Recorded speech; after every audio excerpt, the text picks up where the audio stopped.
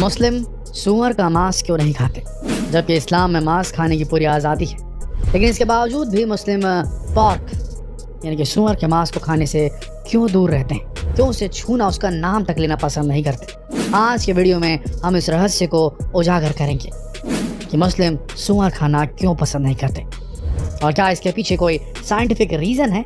सच्चाई जानने के लिए बने रहिए इस वीडियो के अंत तक। इस्लाम धर्म में मांस खाना जायज़ माना गया है, पर इसमें भी कुछ शर्तें हैं कि क्या खाई जा सकती हैं और क्या नहीं खाया जा सकता है। मुसलमानों का खाना पीना, उठना बैठना, सोना चलना, सबका तरीका इस्लाम में बताया जाता है, जिसे ये लोग दीन इस्लाम कहते हैं। और अधिकतर मुसलमान अपनी ज़िंदगी दीन इस्लाम पर गुजारना ही अपना कर्तव्य समझते हैं और इस्लाम में सूअर के मांस को हराम बताया गया है। अब यहाँ जो सवाल सबसे पहले दिमाग में आता है वो ये है कि जब इस्लाम में बाकी जानवरों के मांस को खाने पर पाबंदी नहीं, फिर सूअर के मांस को ही हराम बताया जाता है मुसलमानों के द्वारा। देखिए दोस्तों, मुस्लिम धर्म की सबसे पाक धार्मिक किताब है कुरान, और इसमें 4 जगह बताया जाता है, साफ साफ लिखा है कि मुसलमान सूअर का मांस नहीं खा सकते, उनके लिए ये वर्जित है।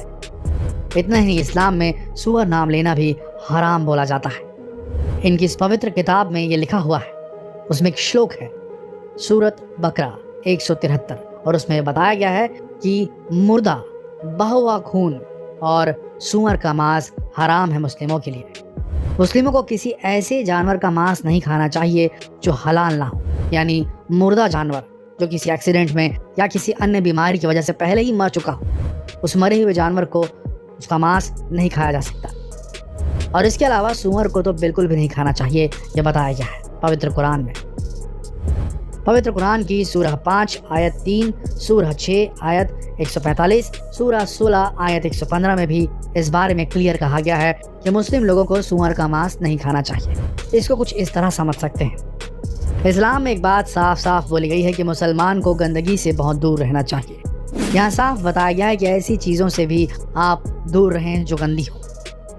इसलिए मलमूत्र या दूसरी किसी तरह की गंदगी कपड़ों या बदन पर लग जाएगी तो इंसान नमाज तक नहीं पढ़ सकता और ना ही कुरान शरीफ पढ़ सकता है, जब तक वो उस गंदगी को साफ ना कर दे अपने शरीर से। पर सूअर तो ऐसा जानवर है जो सभी प्रकार की गंदगी खाता है, फिर चाहे वो इंसानों और जानवरों का मलमूत्र ही क्यों ना हो। ये जानवर गंदगी में ही रहना पसंद करते हैं और यही इनकी फितरत होती है, ऐसा माना जाता है। अब कई देशों जैसे कि ऑस्ट्रेलिया वगैरह में इन्हें अलग फार्म हाउस में पाला जाता है और इनकी खूब देखभाल भी की जाती है, लेकिन इसके बाद भी ये गंदगी खाने का कोई मौका नहीं छोड़ते। यहाँ तक कि अपने और अपने साथियों के मलमूत्र को खाने से भी परहेज नहीं करते। ये बिल्कुल ऐसा ही है जैसे आपने बिल्ली को पालतू बना लिया, लेकिन अगर उसे दूध का भरा कटोरा मिलेगा तो वो चाट जरूर लेगी। ऐसे ही आप सूअर को कितने ही ऐशो आराम में रख लो, उसे सबसे ज़्यादा मज़ा कीचड़ में लौटने और मलमूत्र खाने में ही आता है। इस्लाम में कहा गया है कि खुदा ने सूअर को बनाया ही गंदगी साफ करने के लिए है। वैसे तो ईसाई लोग सूअर का मांस खाते हैं, लेकिन उनकी पवित्र किताब बाइबल में भी ओल्ड टेस्टामेंट अध्याय 11 7 से 8 में कहा गया है कि सूअर को मत खाना, उसके पांव अलग और चिरे हुए हैं, पर वो जुगाली नहीं करता, वह भी तुम्हारे लिए अपवित्र है। तुम उनका मांस ना खाना, उनकी लाशों को ना छूना, वो तुम्हारे लिए अपवित्र है। ऐसा लिखा हुआ है बाइबल में। जब इतने धर्मों की पवित्र किताबों में सूअर को खाने की मनाही है तो इसके पीछे का रीज़न भी बड़ा ही होगा।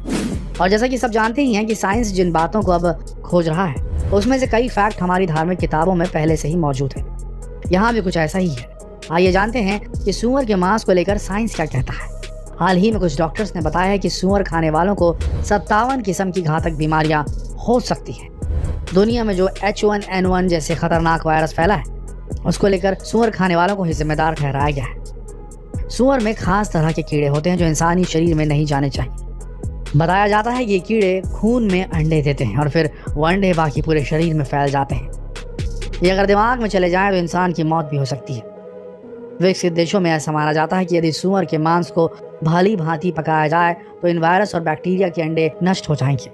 अमेरिका में की गई रिसर्च के अनुसार ट्राइक्योरा से प्रभावित 24 व्यक्तियों में 20 ऐसे थे जिन्होंने सूअर का मांस अच्छी तरह पकाकर खाया था। इससे पता चलता है कि सूअर का मांस अच्छी तरह पकाने पर सामान्य तापमान पर भी उसमें मौजूद रोगाणु नहीं मरते, जो भोजन पकाने के लिए पर्याप्त माना जाता है। ट्राइक्योरा रोग सूअर के मांस को खाने से ही होता है। सूअर के मांस में ऐसे तत्व बहुत कम होते हैं जो मांसपेशियों को विकसित करने के काम आते हैं, बल्कि इसके उलट ये चर्बी से भरपूर होता है। ये फैट रक्त नलिकाओं में एकत्र होता रहता है और अत्यधिक दबाव यानी हाइपरटेंशन और हार्ट अटैक का कारण बन सकता है। और इस फैट को देखते हुए इस बात में कोई आश्चर्य नहीं कि 50% से ज़्यादा अधिक अमेरिकियों को हाइपरटेंशन का रोग लगा हुआ है। सूअर को लेकर कुछ और फैक्ट भी हैं जिसे जानने के बाद आपको इस जानवर से और भी ज़्यादा घिन आने लगेगी। कहते हैं हम जिस तरह का भोजन करते हैं उसका असर हम पर ज़रूर पड़ता है। सूअर धरती का सबसे बेशर्म जानवर है। केवल यही एक ऐसा जानवर है जो अपने साथियों को बुलाता है कि वे आएं और उसकी मादा के साथ संबंध बनाएं। और पश्चिमी देशों का कल्चर इस बात का पक्का सबूत है कि उनके ऊपर उनके भोजन का कितना असर पड़ता है। कुरान और बाइबल और वैसे ही गीता पुराण भी आज से सैकड़ों साल पहले दुनिया में आए थे, लेकिन उस वक्त उनमें कही गई बात आज भी सच साबित होती है। वैसे कुछ लोग ये भी कहते हैं कि इस्लाम की शुरुआत अरब से हुई, जहां हमेशा से पानी की कमी रही और सूअर रोज़ाना 30 लीटर से ज़्यादा पानी पी जाते हैं। ख़ासतौर पर मादा को अपने ढेर सारे बच्चों को दूध पिलाने के लिए ज़्यादा पानी चाहिए ही चाहिए होता है सूअरों की मादा को। अब क्योंकि अरब में पानी की कमी थी, इसलिए वहाँ के लोग सूअर को पालना पसंद नहीं करते थे और इसीलिए इस्लाम में सूअर को पालना और उसका मांस खाने को मना कर दिया गया। दोस्तों, प्रकृति में हर जीव को उसके काम को प्रॉपरली डिस्ट्रीब्यूट किया गया और सूअर को सफाई का काम दिया गया। देखा जाए तो ये बेहतरीन सफाई कर्मचारी है जिसे ऊपर वाले ने ईश्वर ने पैदा किया है। वह ग्रामीण क्षेत्रों जहाँ शौचालय आदि नहीं होते और जहाँ लोग खुले स्थानों पर मलमूत्र त्याग करते हैं, वहाँ की अधिकांश गंदगी ये सूअर ही साफ करते हैं। लेकिन कुछ भी हो, इनका काम तो थोड़ा सा ऐसा है जो बीमारियां फैला सकता है, क्योंकि ये गंदगी खाते हैं तो इनको खाने से वो गंदगी आपके जिस्म में भी आ सकती है। इसीलिए कुरान में इसे हराम बताया गया है। दोस्तों, ये जानकारी आपको कैसी लगी हमें कमेंट करके ज़रूर बताएं और इस वीडियो को ज़्यादा से ज़्यादा शेयर भी करें ताकि लोग जान सकें कि क्यों मुस्लिम सूअर खाने के लिए मनाही करते हैं, उन्हें नहीं खाना होता। और जो लोग इस बात को लेकर फेक न्यूज़ फैलाते हैं उन्हें भी कुछ सबक मिले। तो दोस्तों, जितना हो सके इस वीडियो को शेयर करें फेसबुक पर, व्हाट्सएप पर, यूट्यूब पर, ताकि लोग जागरूक हो सके। कल मिलते हैं एक और दिलचस्प वीडियो के साथ। तब तक के लिए आप सबका इस वीडियो के अंत तक बने रहने के लिए दिल से धन्यवाद।